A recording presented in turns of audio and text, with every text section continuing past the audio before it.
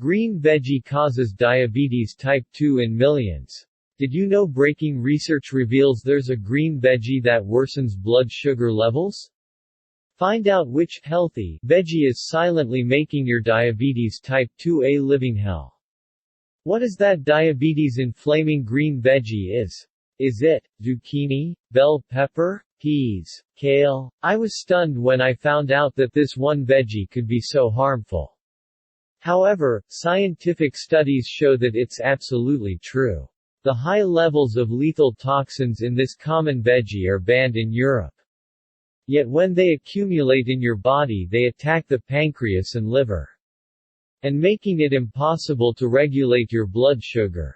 If you do everything right but you feel you're getting nowhere with your blood sugar control, this could be the missing piece of the puzzle that's been holding you back from a healthy, happy, fulfilled long life. Check link in video description to find that one common veggie that's raising your blood sugar levels. Discover the one common veggie to avoid that spikes your blood sugar levels. Say goodbye to your pain, frustration, fear and start enjoying life again like before. Visit link in video description to find out what this diabetes inflaming green veggie is. To your good